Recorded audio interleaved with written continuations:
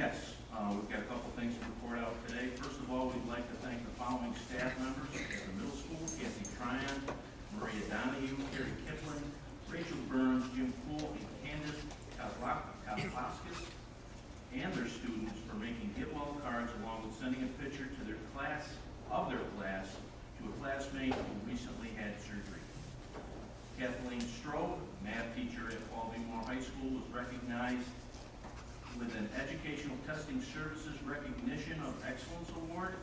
She earned the score on the Praxis 2 test that ranked her within the top 15% of all test takers who took this assessment in previous years. This achievement indicates a high level of proficiency in the area of critical for professional educators. Great job, Kathy.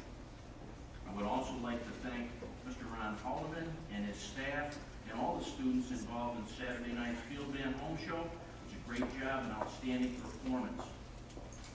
At the last board meeting, I shared with the Board of Education an update on rodent activity at A. Cole Elementary. I would again like to inform the board that we have not had any rodent activity since September 15th, and we continue to set over 20 traps each night. I would also like to state that we contacted Cornell University New York State Integrated Pest Management Program support specialist Joellen Lampman, who conducted a site visit at A.A. Cole on October 15th. Both Paul Brissett and Patty Serio, Coordinator Safety Risk Management from Center of Instruction Technology and Innovation, accompanied Ms. Lampman on the site visit and also reviewed what the district has done regarding integrated pest management. She stated Mr. Brissett and his maintenance staff are to be commended and keep up the good work. Also, as I reported last week, this week, Mr. Carl Thurno, Director of Facility Planning at the New York State Department of Education, will visit A. Cole. Again, we will update the board after Mr. Thurno's visit. Health and safety is always our top priority. Thank you. Thank you, Mr. Menard.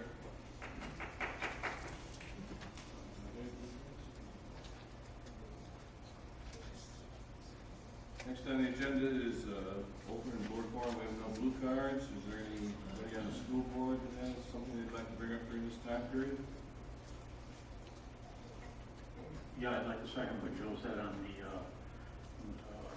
Paul and his crew, the wonderful job they've been doing here in Central Square, the Cole support and so on. Anybody else? If there's no further board forum, then I just want to remind you all, you should have gotten the email from Central New York School Boards Association that the child abuse training, now we have some alternative dates, one being here on November 20th if you want, and it is mandatory that we don't do that, so choose your poison, so to speak. Moving on to reports of the Board of Education. I'd like to introduce Mrs. Melissa Stats, our subject area specialist for art. To begin with.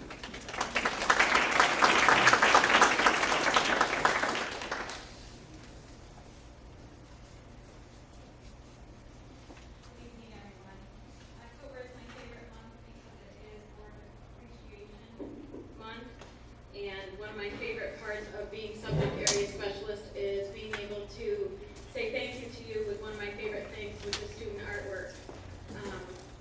The elementary staff this year is doing something new that they started at the end of the year. And they have been working with their 5th grade art clubs, creating little house magnets for a fundraiser to benefit the Central Square Lions Club. The magnets are available for a $5 donation at all of the elementary schools, and all the proceeds go to the Lions Club. Each of the elementary adopted board members will be receiving a little magnet along with your traditional piece of artwork, and so that donation was made in your name from the elementary art teachers who are here tonight. Amber Serio is at Miller Talk and CSI, Sarah Lecky's at Brewerton, and Katie Fitzsimmons is at Hastings and A.A. Cole. So that's something special they're doing this year that's new. I wanted to mention that. You don't want to look at me, you want to look at the kids and the artwork. So I would like to invite Arissa Bemis is here. I'd like to have her come up. She goes to A.A. Cole. She is a 4th grader.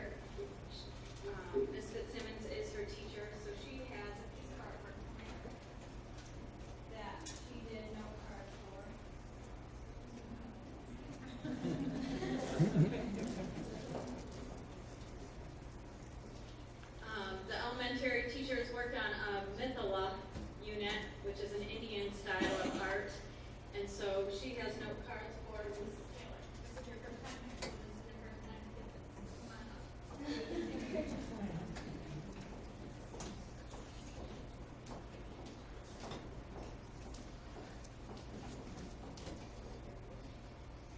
Smile. Good.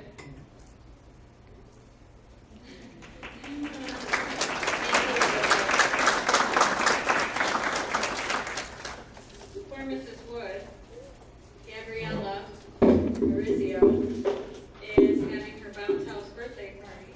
Yes, I have my grandsons are both there. Oh,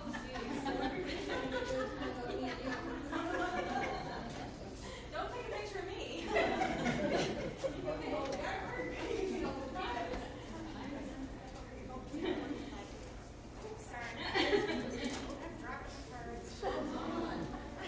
So this is for Gabriella.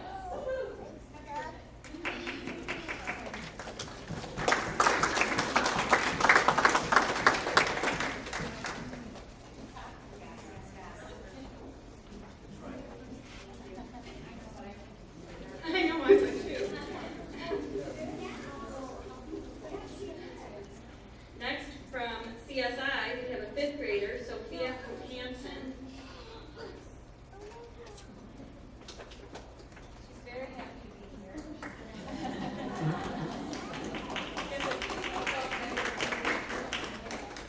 Mr. White is at party for you from Sophia.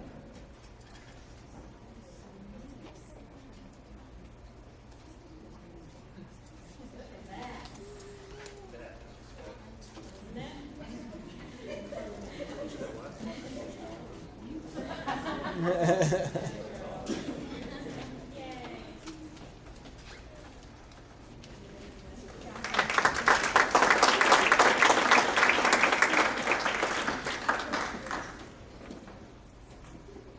we have Miss Katie Brown from Hastings. Katie is a fourth grader. Love this piece. Pop art is one of my favorite things. So she did a beautiful Wayne Tebow piece of cake, and we have not heard from Mr. Weatherup. So Weatherup is a new grant.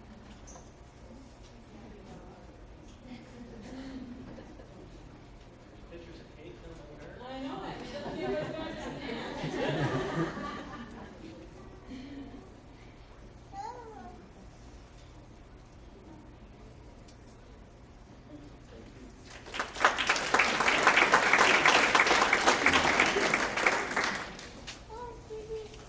And then for Mr. McCarthy from Millard Hawk, we have Joseph Klein, who is a second grader.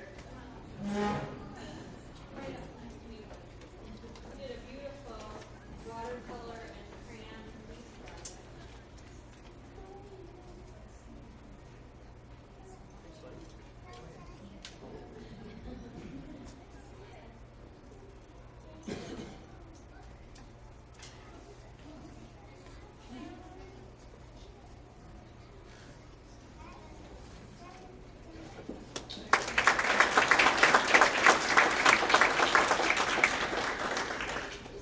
I don't think, I've been doing this a long, long time, I feel like forever, but I don't think that it's ever happened that we had sisters present. So the Taylor girls, Anastasia and Raya, are both here, both from the middle school, and they are going to present to Mrs. Hall, adopt a board for Central Square Middle School, and Mr. Brown, the transportation.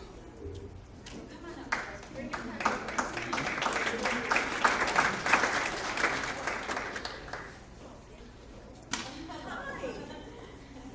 Fantastic. Okay, that's mine. Nice. It's fine. Where's the shelf? Come on, there you go.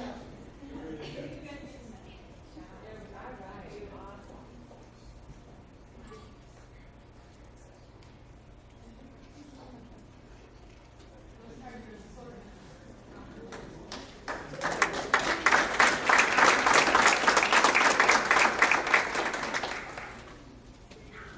And then Mr. Cripps, we were so excited, Nicole Lightfoot and I, were so excited that she's still taking photography and that you're still able to receive a a piece of artwork from a high school student. So here's Nicole, last time she's a senior, with a beautiful piece that she picked for you. I know.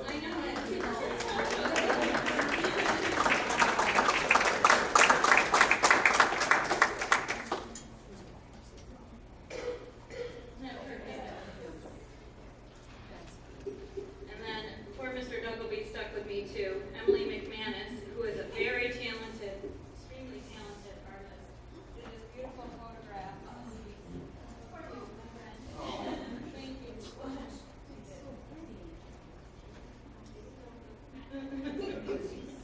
All you, but. No cards too, though. No cards. You get to keep the photo. Don't be greedy. We only got so much to give. I wanted to thank you for all of your support. I know that you have done so much in supporting us all of the years that I've been doing this. And there's so many good things going on. I hope that you noticed when you came in, there's a ton of great work hanging in the hallways here at the high school. Lorelei Lacey, who just happens to be here, is doing a phenomenal project with the elementary schools. So many good things going on. We couldn't do what we do without Jack Monica and his technology support. We've gone to all digital photos, so those photographs that you have wouldn't be happening without Jack. So we're appreciative of all that you do for us. I hope that you realize how much we value you. Thank you.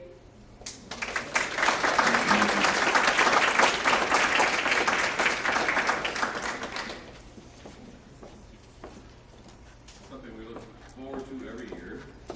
You didn't disappoint. Next, I'd like to introduce Mr. Dave Scarmali. Mr. Scarmali, our independent auditors.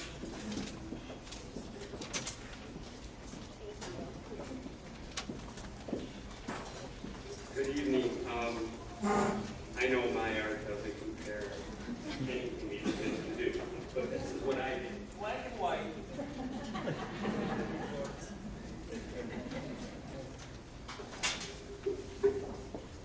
Good evening, ladies and gentlemen. Once again, I'm here to present the annual independent audit. As always, it's an honor and a pleasure to serve Central Square School District. First of all, I would like to extend all of my appreciation to the business office, Maureen, Lisa, everybody up there, Joanne, Mary Ellen, please, Kathy, I forget anybody, well, Jessica, Marie, yeah, I got everybody. Linda, you.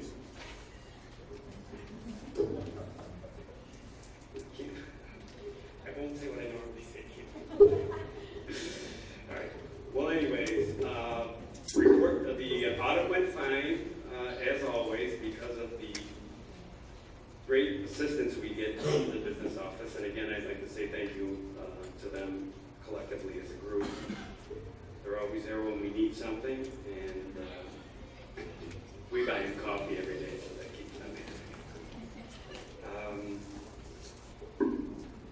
I met with the audit committee about an hour ago. Started at 5:30. We sat with them for about an hour. We went over everything that the board has, the executive summary, which highlights some of the financial numbers, and the management letter, which is what I'd like to do right now, go over the management letter. Before I do this, just remember, if you have any questions, feel free to interrupt me. No problem. And a question comes up later on, a week from now, a day from now, a month from now, feel free to call me, email me. Maureen has all my contact numbers. You can just contact me, and I'll be glad to answer any questions or give you any additional information that you may need. Okay, first item on the management letter is the trends in the school lunch fund. This past year, the school lunch fund incurred a loss of around $240,000. This is not unique to Central Square. It's a trend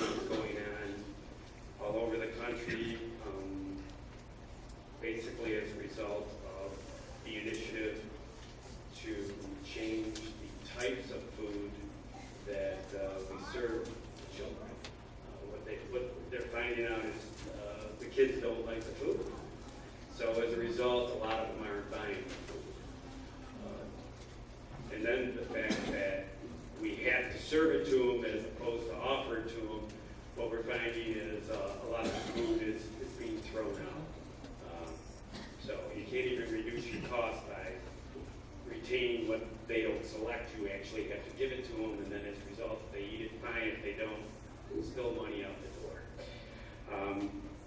After the loss, the fund balance has dropped to $116,000. So as you can see, if we have a similar loss in the current year and from this point forward every other year, the general fund will have to make up the difference for the loss because obviously the school lunch fund's going to run out of money. So all we can say is we recommend that, you know, do a little better or probably look into options. There aren't a lot, but cost reductions, efficiencies. Some districts in this area have dropped out of the program for the high school so that they can basically change their food selection to try to encourage participation.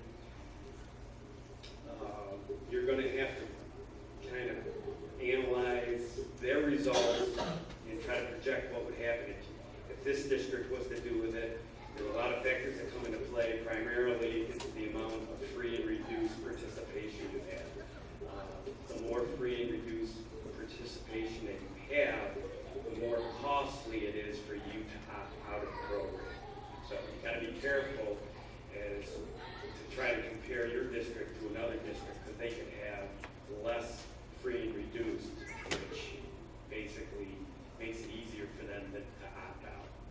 But just something you should probably monitor and look into before the situation gets to the point where it starts costing the district even more because the general fund has to pick up the tab for the loss.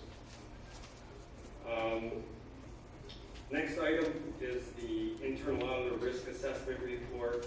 You have internal auditors as required by state law, and about a year ago they recommended that you finalize and approve a disaster recovery plan. We concur with that finding, and we'd really like to see the board act on that.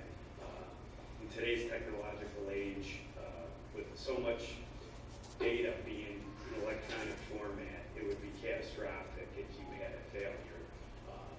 From the standpoint of just day-to-day operations, plus the cost of trying to reconstruct all those records. So you really should have a good disaster recovery plan in effect for situations where you have technology failure. On the next page, we talk about SEC enforcement. The SEC has stepped up enforcement on tax-exempt issuers of tax-exempt bonds. Primarily, there are new federal laws that require the issuers to disclose annual financial information, any material events that may affect their ability to pay on the bonds. Also, this is another way of the federal government being able to prevent municipalities from issuing bonds and then finding out they really weren't issued for a tax-exempt purpose. It doesn't really come into play a lot with school districts.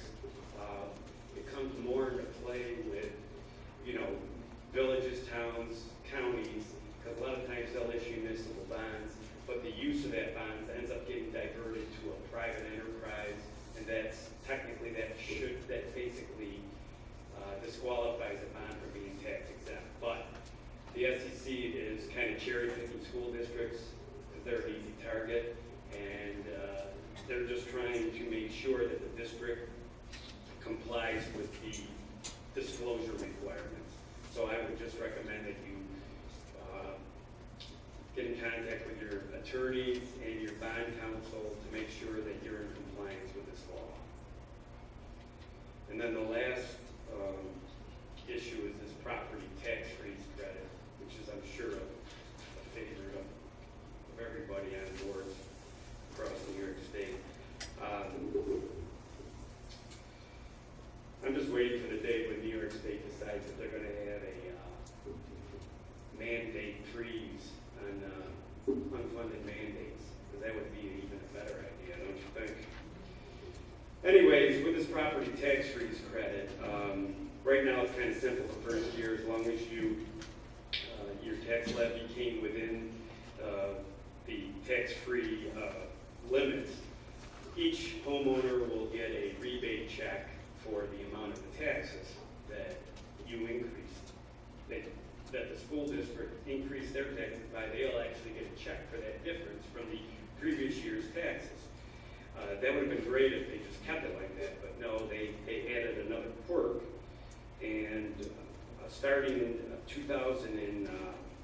June 1st, 2015, each school district must adopt an approved government efficiency plan.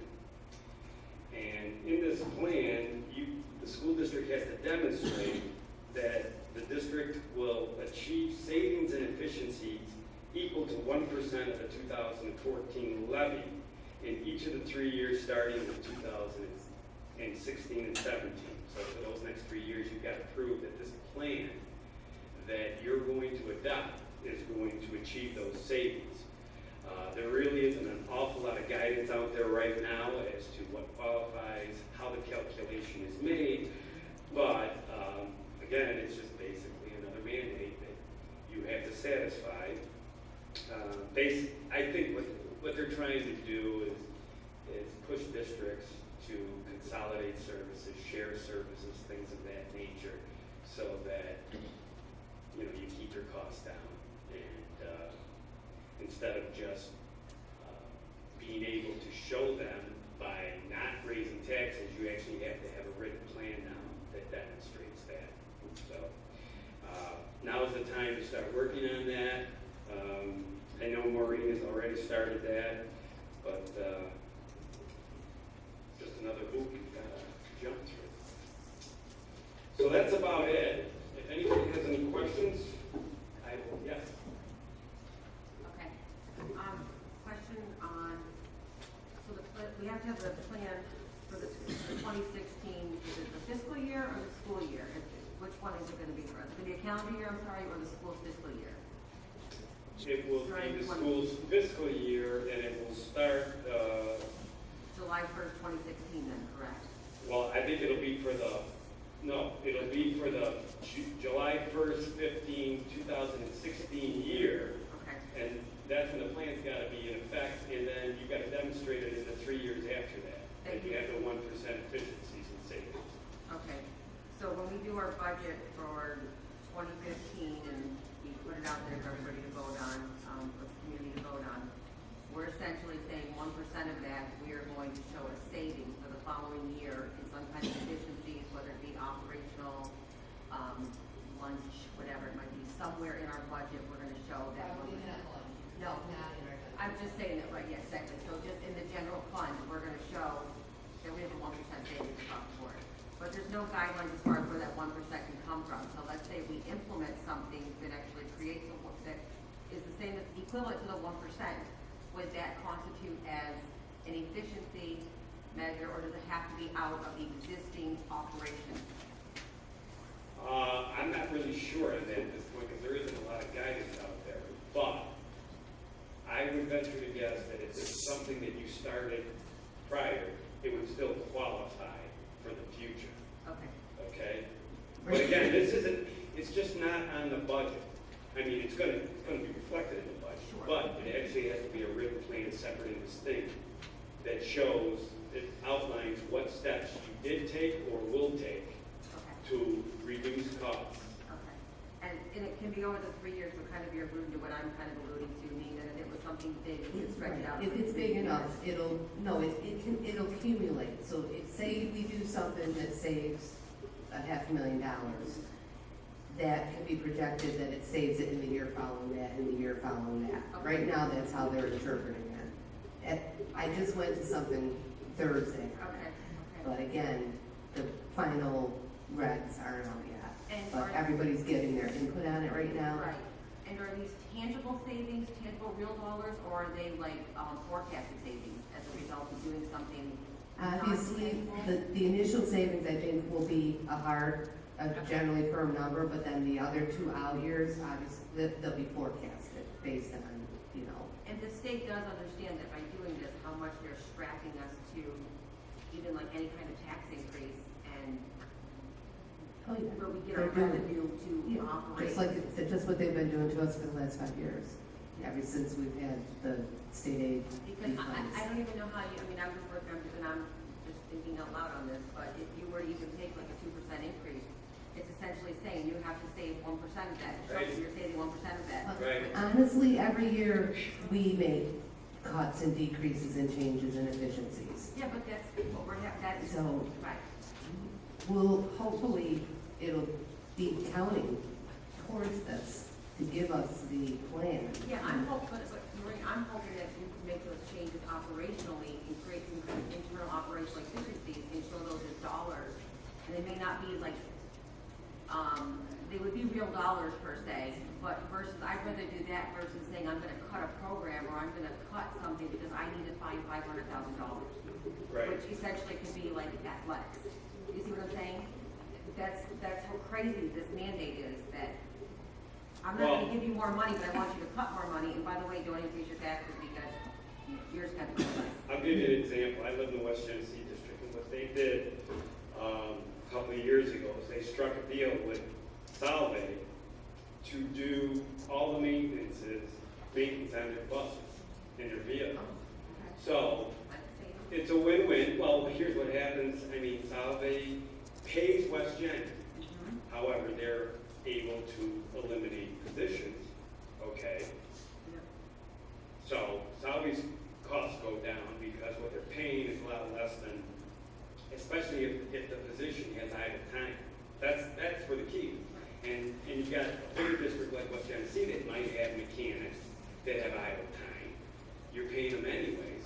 So now they've got another source of revenue coming in from another district, yet they have no increases in costs because all the parts and everything are paid for, are added to the bill of Salve. So that's some of the typical thing, and I think this district would have an advantage because being a bigger district, smaller districts in this area, it makes sense for them to have you do it. Well, because you have the manpower to do it. So that's an example where you're not eliminating a program yet. You're generating more revenue. But this is something that we've talked about too as a board, that, you know, it's something that, I mean, I'm always thinking about operational efficiency. I mean, I don't want to do more with less, I want to, you know, work smarter, not harder. So I think that this actually gives us an impetus to actually look into how we are doing things. And, you know, are we doing it in the most efficient way? And if we can change that, then those are dollars that we could then, that we could say that we receive or retain. Correct.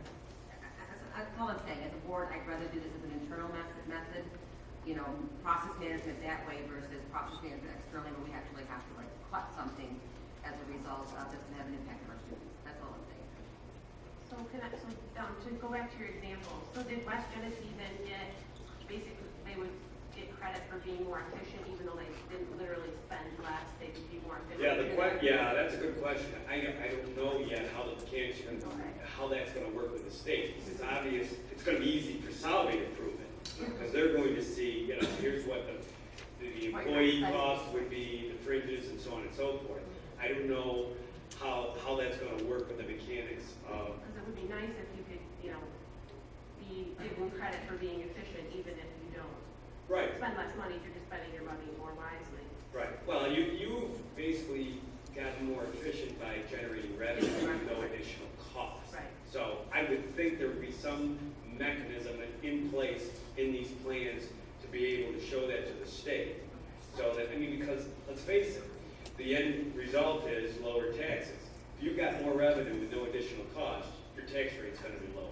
So I would think somewhere there's gotta be some mechanical way of showing that. And it's 1% of the tax levy portion of the revenue, so it's not 1% of our entire budget that we would. No, it's 1% of your tax Just levy, the which, tax part. or you said the number is about $250,000 Okay.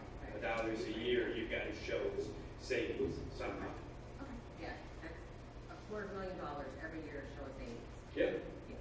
Yeah, that's Nothing about it. That's so difficult to do.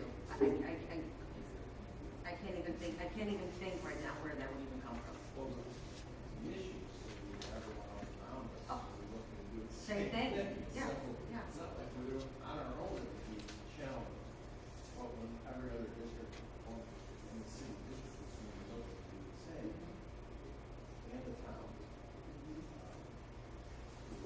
the push is consolidation. So, in that respect, you know, you're all trying to get to the same goal, so the bigger district does Well, services for the smaller district, it might work. Yeah, but the flaw in the thinking is that bigger district based on, should be based on geography. We seriously are handicapped compared to others. If you're in proximity to one another, but they have a big budget, they can still do these types of things. Or smaller districts like if you look at the New York Middle, Whiskey, and Westwood, and they're all, 3 or 4 miles apart. This is what it's, they're trying to force their behavior. To merge. Well, they're trying That's to all fine, Yeah. but when you're the largest district in the county, what do you do? Yeah. It's a big deal. Oh, yeah. Especially when your closest district is 30 miles away.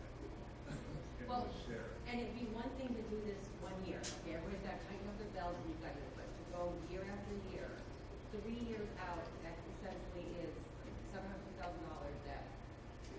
So I have one more question. I know this wouldn't be popular with taxpayers, but is there the option to just say they're not gonna get that rebate? I mean, is this a condition of letting that rebate occurring, or you have to do that? Absolutely. If you don't Okay. comply, they don't get So the that is check. how it works. They don't get the check. But Right. that's all gonna probably be disclosed when they go to vote in May.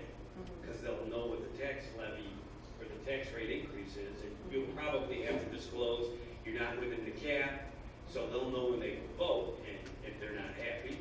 Right. I mean, They don't know. personally, I think the checks aren't gonna be very big, and, I mean, honestly, I'm involved with the school, but I'd rather the state just give that money to the school. They can have my taxes, and if the state has that extra money, I wish they'd give it to the school.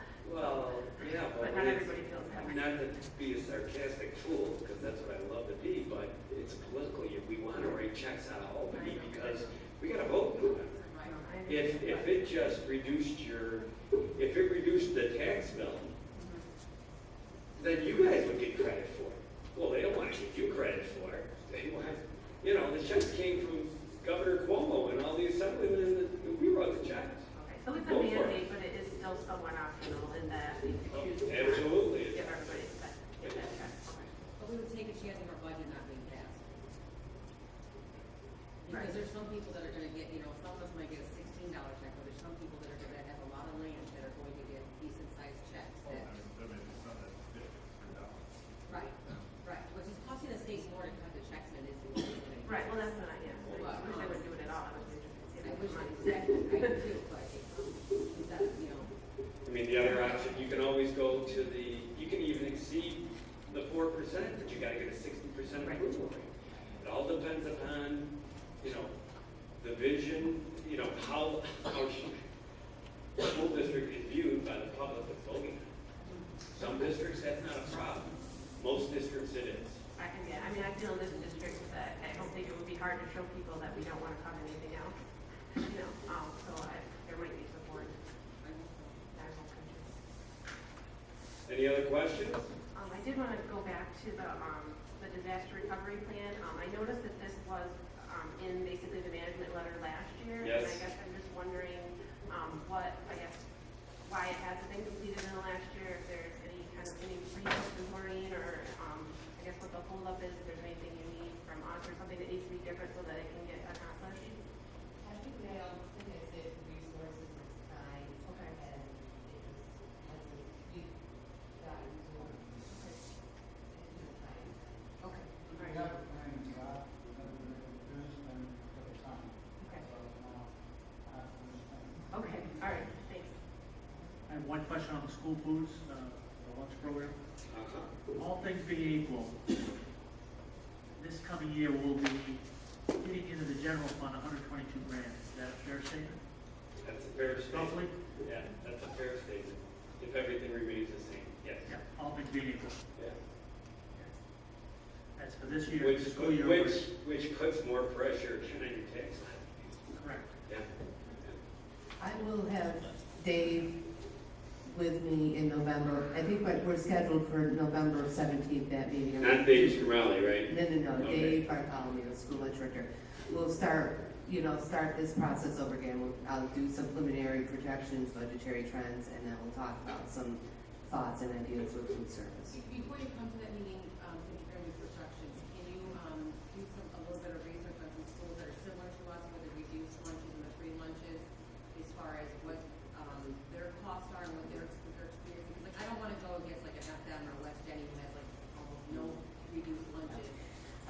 can tell you, because we talk about this a lot. West as far as Jenny is a paramount. leader business, in as far as the business officials or anything, and all of us, we are one of the last districts actually to get moving towards the negative.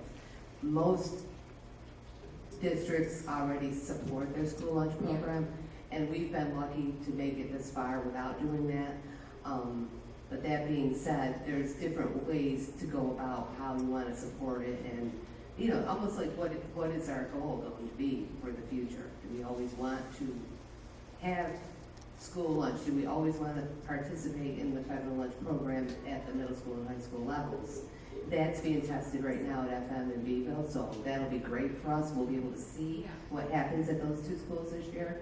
I actually saw a presentation from Beeville on Friday. I think Trina's point though is that there are free and reduced lunches, apples, but they're apples and oranges compared to those wealthier districts. And one of the things that's made us to the point where we are just now moving into that negative balance is we offer far more value proposition or services to clubs, and, you know, we've talked about $50 brownie trays before. So we offer a lot, and we try to sell a lot of our services Right. to make. Which has saved us so far, right? Right, but they don't do that. They've not done that nearly. It hasn't been pushed the way it was in the past, definitely not. And they're basically outpriced at this point.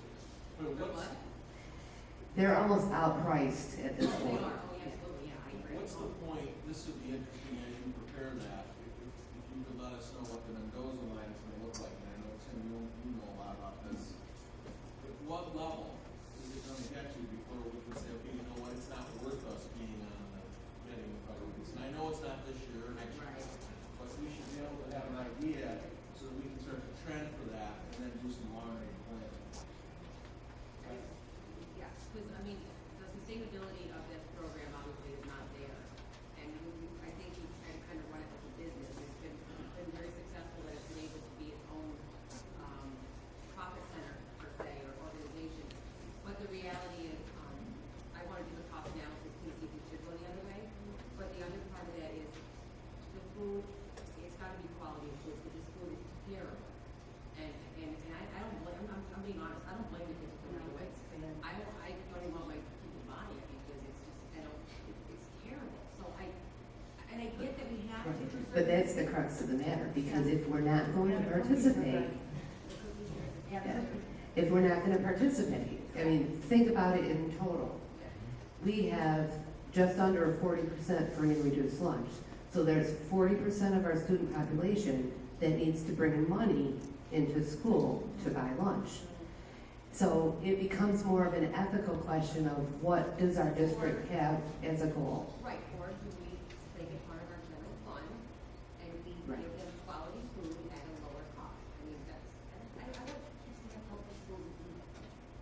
Some kids only get their meal at lunch, you know what I mean? Absolutely, which is why it's easy to say we'll step away from the federal program, but that is the bulk of the revenue of the food service program. I know, but I just feel like we can have a lot of mac and cheese for a real low price and a nice quality food. Has there been any talk about, going at countywide, Camden County? Yes, we've definitely talked about, taking on other districts, combining districts under this food service director and the assistant, for sure. I was wondering too, can you look at the breakdown of like sales compared to previous years in terms of the age group?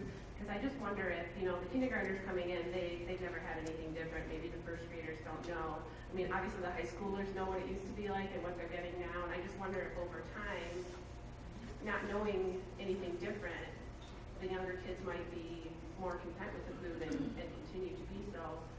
And I just wonder if you could look now and see, you know, are the kindergartners this year buying as much as last year, or to see if maybe that's even a possibility.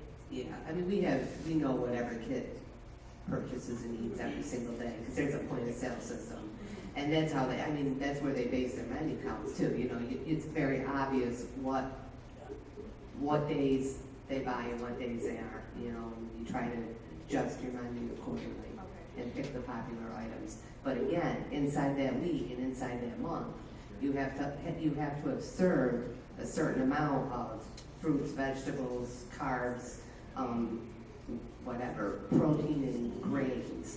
So you can't pick one meal that they like and serve it every single day because you're not going to meet the requirements of the nutrition. Right, I just meant like in terms of revenue, you know, so you could compare, you know, last year's kindergarten class to the kindergarten class before in terms of revenue and see if there is that. Well, I can give you the numbers on the K through 12. Right. The total expense for the school lunch was $1.7 million last year. Yeah. Of that, 850,000 was state and federal aid revenue to offset that. So to drop out of this program completely, I think is cost prohibitive. The only ones that are doing, you're only doing it on most of these schools are only doing it on the high school level for a variety of reasons. One, even the low-income kids in the high school, a lot of them have jobs and they will be willing to pay for better food or food that they like.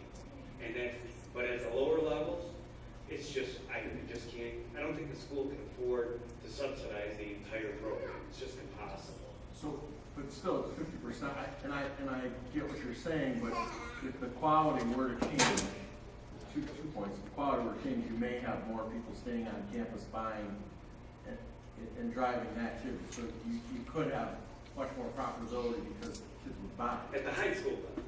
Right. Right, and the other question is can we split it up and go, I don't believe we can, but can we go building by building? So you're all in. No, we can go grade by grade. So that's why they're starting with high school. Number one, even for this K through 12, you cannot have it. So it doesn't have to go, you have to go high school, and middle school, and then you off. And we just say one building here, and say only some are kindergarten are together. How would you this talk about going countywide, how would you realize any savings that way, just scale? Because you still have to do just so many fruits and vegetables and all that per serving. Right, none of that would change. It would all just be scale. And you would basically, and it's happening a little bit even right now, the menu would be the same district-wide, becomes countywide. The purchasing right now is technically almost countywide because we participate in the BOCES bid. And then the managers and the directors, I would think you could have less of them, but you're still gonna have the 3 people in the kitchen. You got somebody serving and somebody on the cashier line. So those are pretty solid.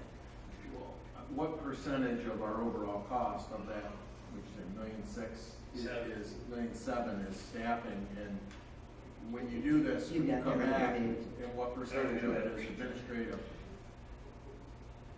I don't have to break that on the labor. I mean, I'm saying when you do that analysis, We've got to get not into now, that. when you do that, because you're still gonna have the line folks to serve Exactly. whatever it is. Yep, We'd really only be saving at the high level, correct, as a county, if we did a county level. correct. I think the only reason why this works at the high school level is those kids are mobile, some of them have cars, and they leave to go buy their own lunches. And if there's good food here, the hope is they buy, and you raise your revenue, which obviously ends up providing more gross profit to offset the losing propositions at the other schools. That's basically why that's why it only works at the high school level. The other kids are stuck in the school. Actually, Dave, our kids can't leave either, so. Oh, really? No. Wow. Okay. So we want them to eat here and not bring their food. Okay. There you go. Any other questions? Thank you. Thank you.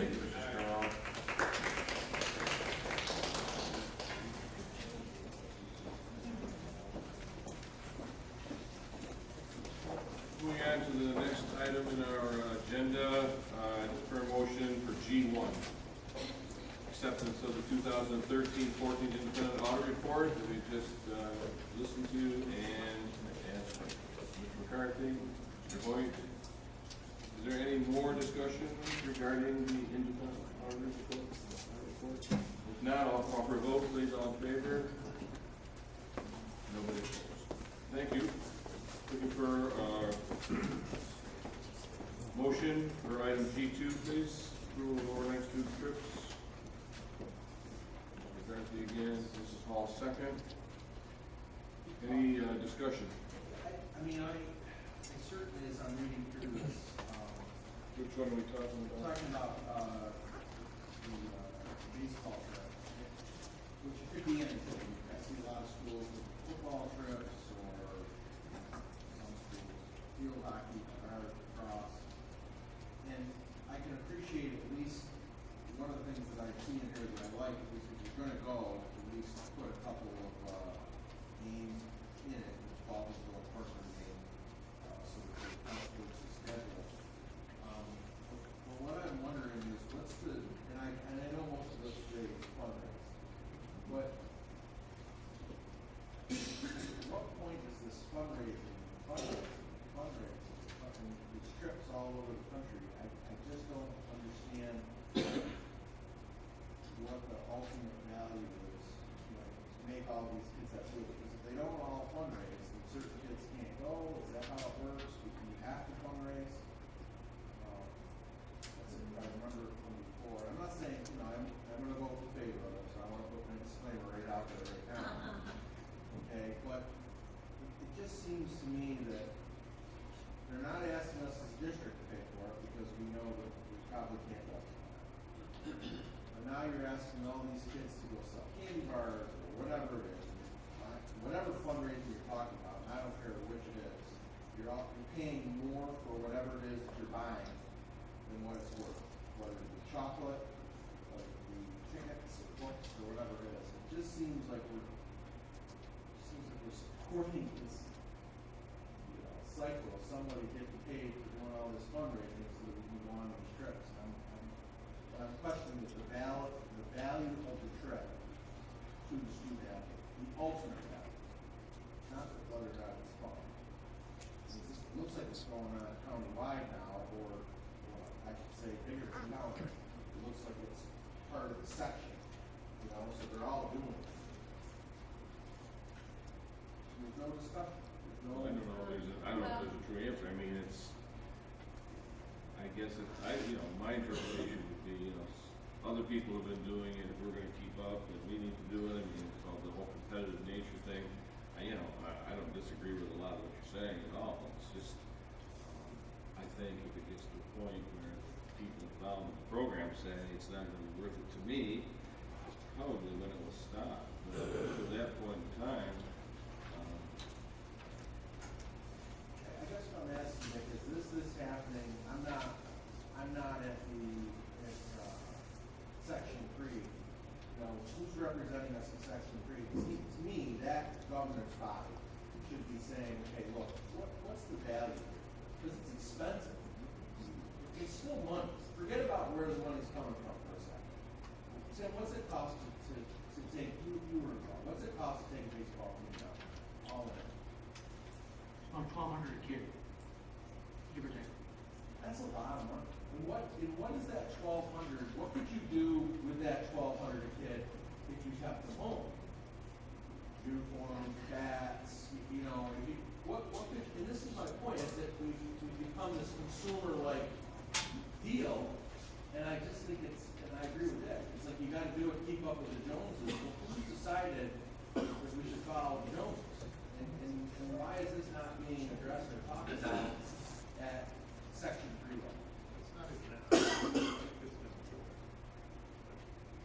Parents can afford that. What if parents can afford that, you know, like or the kid can't go out and sell candy bars, you know, how much that,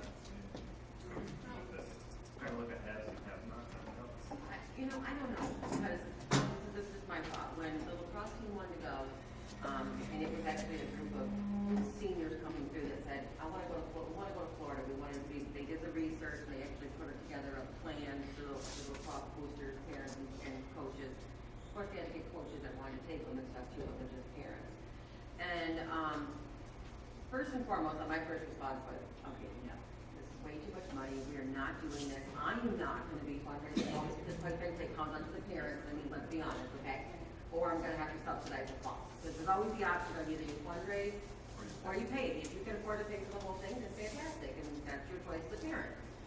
But, what I will say that I think the kids got out of it, and I'm just speaking for this group, was first and foremost, they realized they had to come together and work as a common goal. So the teamwork and collaboration was like, amazing, and it wasn't like, not any one of them could afford this paper on their own. It was gonna be like, look, these are the things.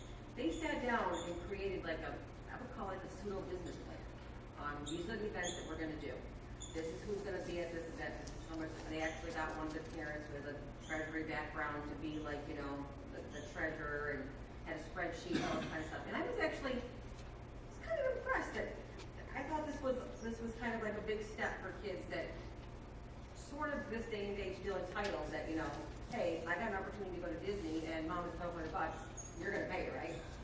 So I think, I don't know what the big baseball does, but I don't wanna shy away from that whole fact that it's a lot on the kids at certain age levels to really, if the parents encourage them to do that and really say, you know what, you're gonna make this happen, you gotta do this. And I'm looking at the events here and I'm reading, 16 athletes 2 years ago or 3 years ago, whenever it was, got to go and experience a plane ride for the first time, Disney for the first time. They may never ever get back there. I mean, who knows? But playing on a training field with the Atlanta Braves. I mean, just things like that I think are outside of even good scrimmage, and it does give them the ability to play earlier than they would play here. And so I think in some respects it's on them. If they really want to do this, they're going to work their butts off to make it happen. But I hope that's what's happening. I hope the teen and the parents are kind of pushing back on the kids saying, you want to go, here's what you got to do. I was thinking it was tied to, and that makes a lot of sense to me, those experiences, those pretty solid values, and pretty good. But I'm having a hard time believing that there aren't some parents who just cut a check. And the issue I have is that by nature is not team.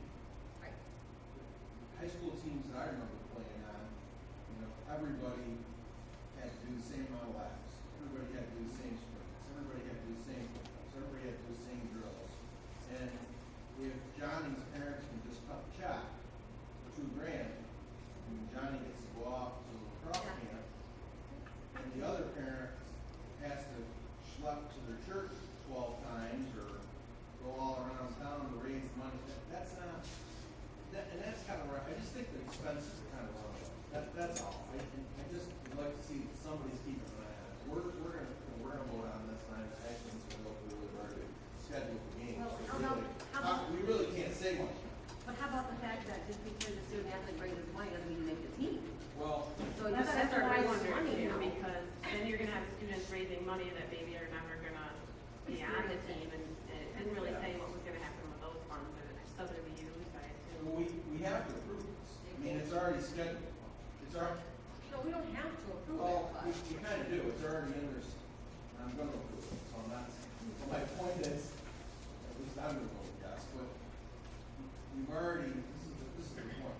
They're coming to the board to ask the board for permission to go on a trip, and guess what, it's already booked in the schedule. A little too late for us to say no, unless we want to forfeit those games. No, they probably would reschedule those games if that was the situation.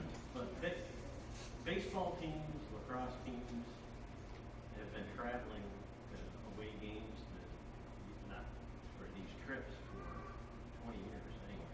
And it happens every school district does it. So I'm not saying that's good or bad or different, but it's sort of a fact of life. And if we're tilting at windmills here, trying to stop, what kids have been doing, raising money for these trips all the time. Yes, some kids, it is a hardship on them. Most organizations, I was in the baseball boosters, we went to Puerto Rico. We raised $22,000 took the entire team. We had kids that couldn't afford it, we found a way to get them money. Well, we actually, the lacrosse team didn't go, but they're taking the funds and actually buying some of them. But you're not gonna be able to take, if it's $1,200, you're not gonna be able to go out and raise $1,200 and keep it here. You have to fundraise for a purpose. I understand. They're not And gonna. when you say most, it's a real big sweeping generalization. If you look at D's, C's, B schools, not a lot of this happen. Wealthy schools do this wide open. The Philly area schools, New York City area schools, the ones with wealth do it. The ones who don't have wealth do not do it. So it is very much a haves and have-nots. That's the only promise, is if we're gonna have these kids fundraising, I think, if we're gonna ask you, folks need to be able to say, it doesn't matter whether your mommy and daddy can plump down to $2,000 or not. You gotta sell the same number of widgets as Skippy. Same deal. You don't get a pass because mom and dad can cut the check. But then you got Skippy that doesn't do a damn thing, Right. that is expected to go on the trip. That's the opposite approach. My point is that they all should have to do the same. They all should have to do the same. We also have to be careful, Yeah.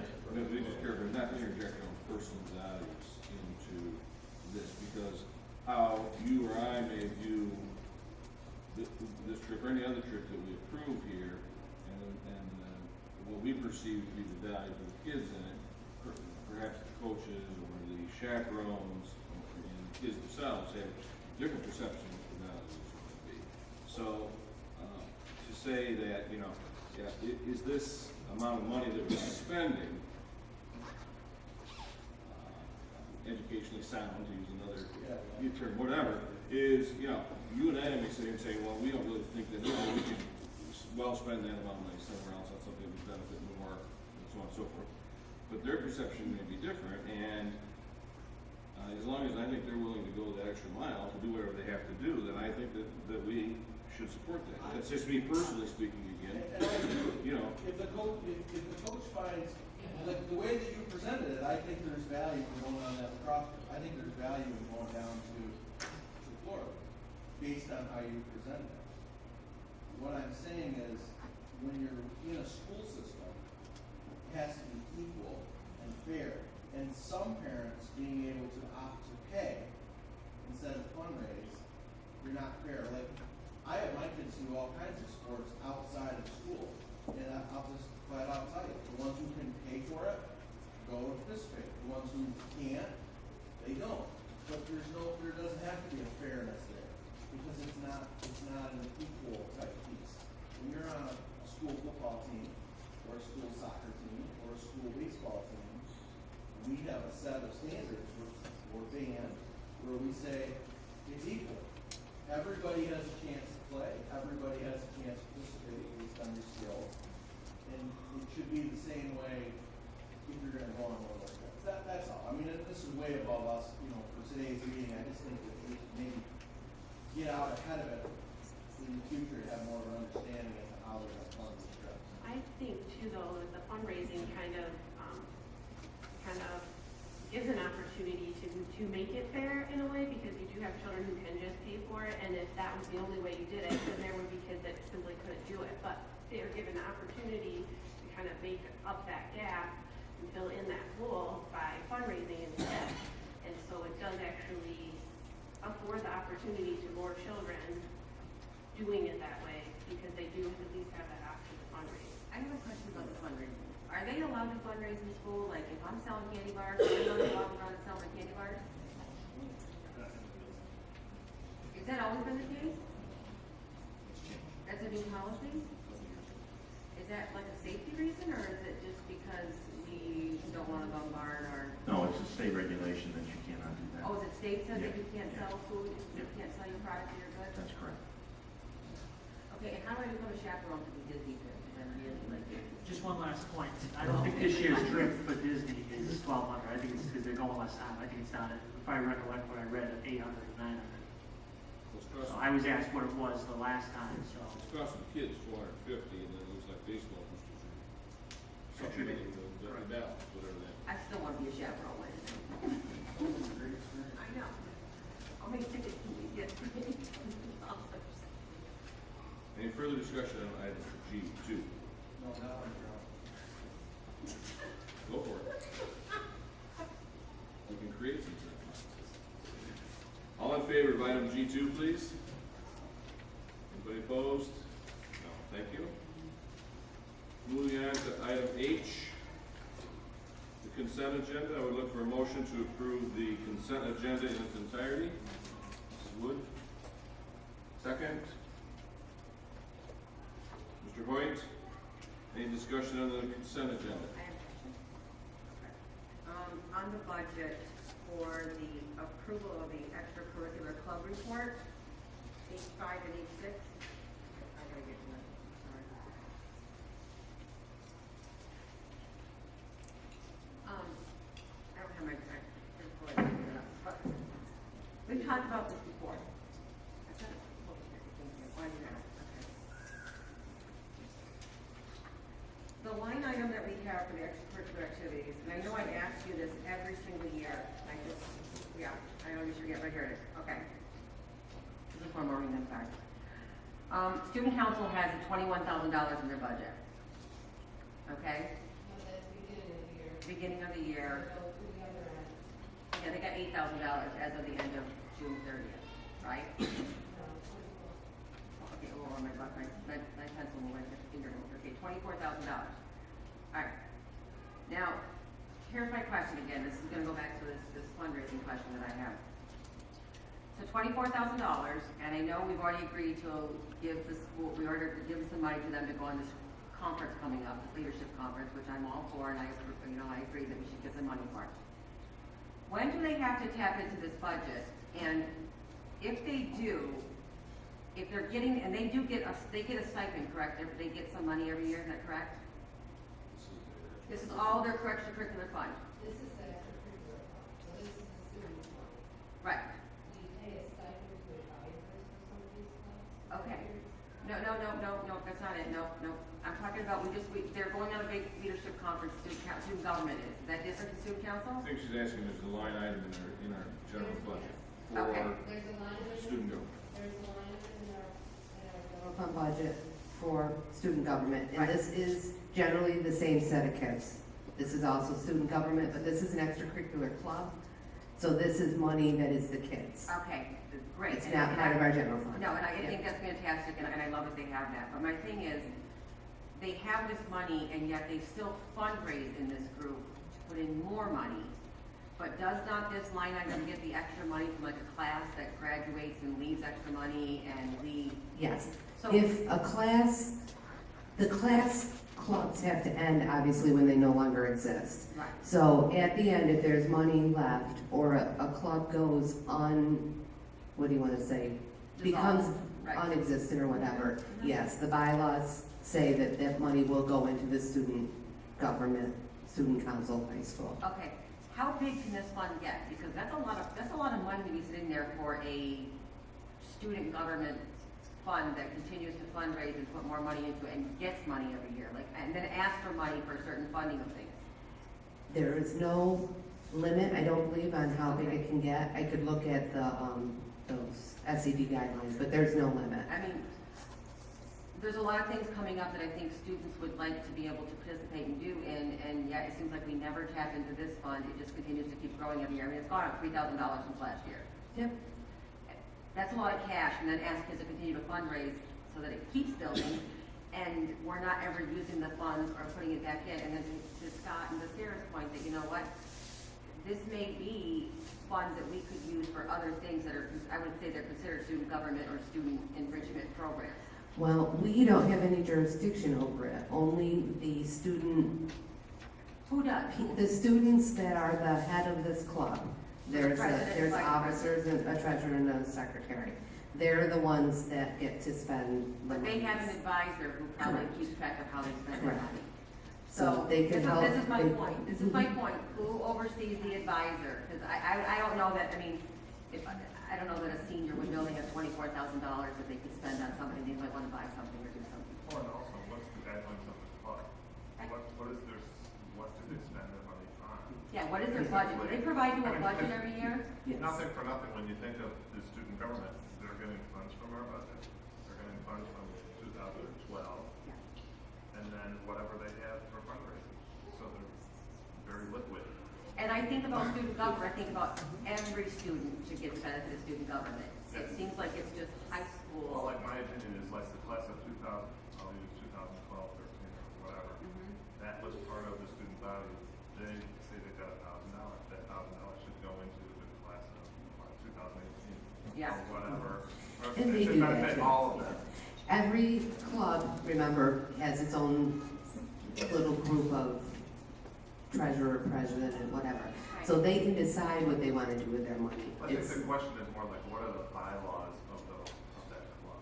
I the think it's more like bylaws what are, should- you, when a new club is formed, you see it, it comes to you. So it tells you on there what their purpose is and what they want to do. Obviously, the bulk of these clubs have been here for the last 50 years. What about, so there is a line item in the general fund though that is attributed to the club, this particular club? No, Is not it- to the club. not There club, is club, a, but student there government. is a student government expenditure code that So is is there spent on anything there. that is spent from those monies that it could be suggested or changed so that it was spent from the club? Well, that would be up to the board if they didn't want to have that line item there. It Yeah, might be a okay, force. and we talked about that, and we need to talk about that again when it comes time for budget, because it's not that, I'm not myself, not that I don't want to have a student government line item, I think that's an important line item, but I have a problem with giving $3,000 to a club that has $21,000 sitting in it, or $24,000 sitting in it, when I'm hearing that there may not be an 8th grade trip because kids can't afford to go on it, or there may not be baseball kids getting to go. I know it's something different because that's sports, not this kind of fun. But there are different things in this school that we don't do that I would think would be enrichment for the entire student body that they should benefit from. Okay? Just me. The way, I think, and the metric would be, how much is it per student, per hour of participation? Like, you know, like you get so much per child, from the feds with regards to free or reduced lunch, right? A percentage. It's a similar type deal here. We have certain kids in certain clubs and the board is asked to pay for X. And we have other kids in other clubs and the board is paying for Y. You see what we're trying to say? And one could make the same conversation with sports. I don't think any of us want to take it away. Yeah, I'm not asking for I any think stuff. what it's more we're looking for is more of a different definition of that line item. And an oversight management, because right now, one advisor oversees this entire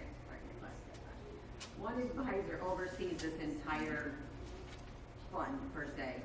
And I don't know what the oversight on that person is. And I don't know how those funds get out to other organizations, or how, maybe it's even something where that stays, and maybe other organizations within our school could ask for like a grant from that or something. Do you know what I mean? Right, to the student body, to the student government. But I'm saying, could other potential students that maybe students wanted to go on a trip to Washington DC, they were selected for some kind of who's who program, and they couldn't afford to do that. Could they petition to the student government to fund their trip?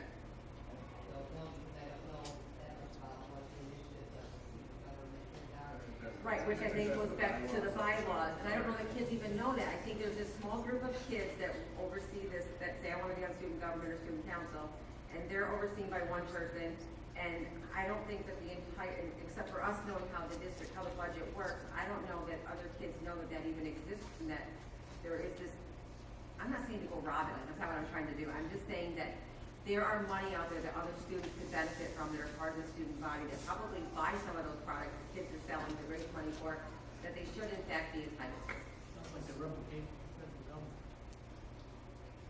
I'm just saying, I just think we need to really talk about that line item. I don't want it to go away, that's my. You can talk about your budgets, right? You know, budget. One line item.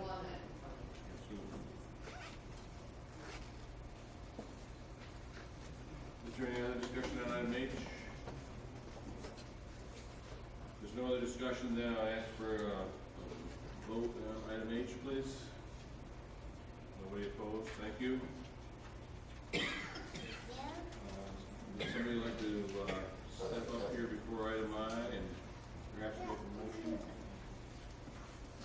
Make a motion that we move into executive session for the discussion of the recommendation for the assistant principals to P.V. Moore High School with action to follow. All right, a second, all in favor? We're going to take a very short executive session, and we will be coming back, and there will be action to follow. As I said, it will be short, it will not be too long. Thank you.